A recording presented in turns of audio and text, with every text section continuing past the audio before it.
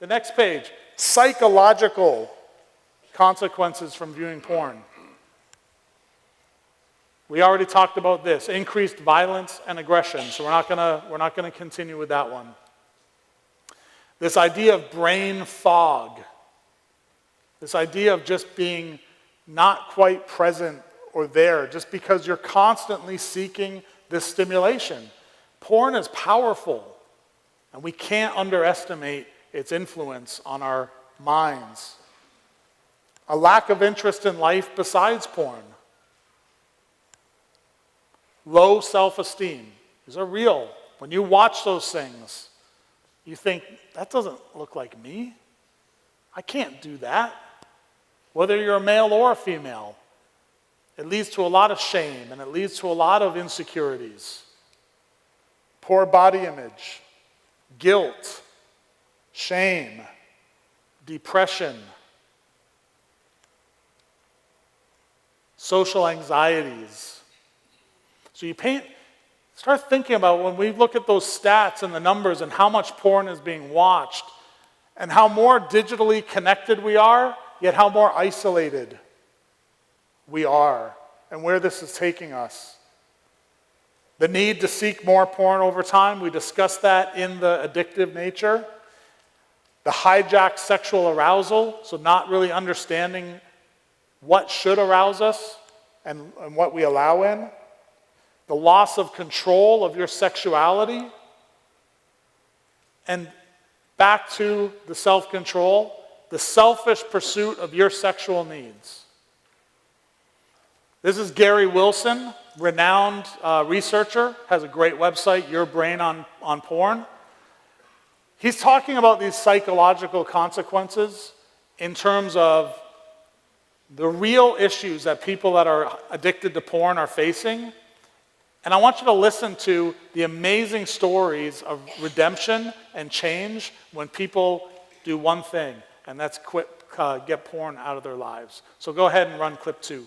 Researchers haven't asked porn users about the symptoms Zimbardo described in The Demise of Guys.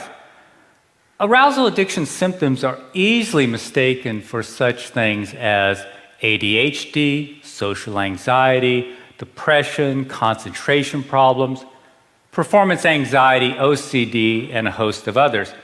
Now, healthcare providers often assume that these conditions are primary, perhaps the cause of addiction, but never really the result of an addiction. As a consequence, they often medicate these guys without really inquiring about if they have an internet addiction. Here's a guy in his late 20s. I've been to psychologists and psychiatrists for the last 8 years, have been diagnosed with depression, severe social anxiety, severe memory impairment, and a few others. Have tried Effexor, Ritalin, Xanax, Paxil, dropped out of 2 different colleges, been fired twice, used pot to calm my social anxiety. I've been approached by quite a few women, I guess due to my looks and status, but they quickly flew away due to my incredible weirdness. I've been a hardcore porn addict since age 14. For the last 2 years, I've been experimenting and finally realized that porn was an issue. I stopped it completely 2 months ago. It has been very difficult, but so far, incredibly worth it. I've since quit my remaining medication. My anxiety is non-existent. My memory and focus are sharper than they've ever been. I feel like a huge chick magnet and my ED is gone too. I seriously think I had a rebirth, a second chance at life. As the guy returns to normal sensitivity, his brain looks around for the rewards it evolved to seek, such as friendly interaction and, of course, real mates. Here's one more example of what we hear every day. I feel like the next Sir Isaac Newton or Leonardo da Vinci.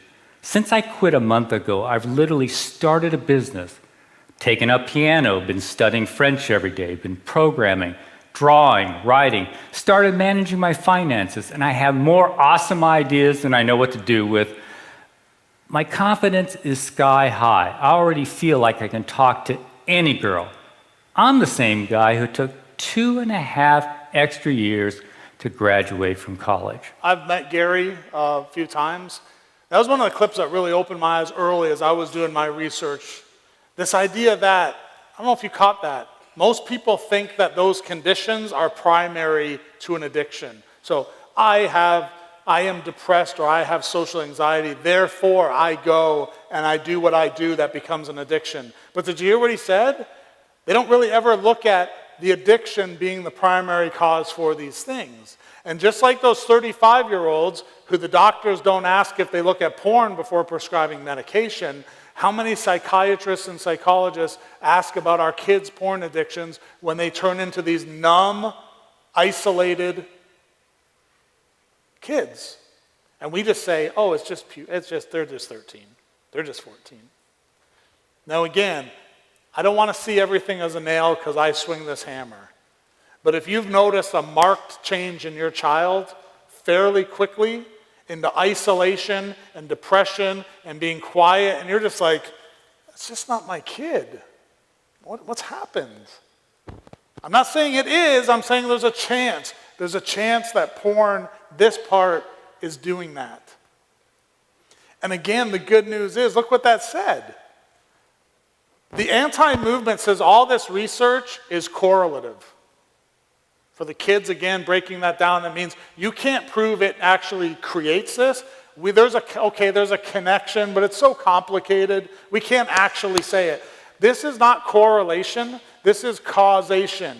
Because they said the men that do this, they changed one thing in their life.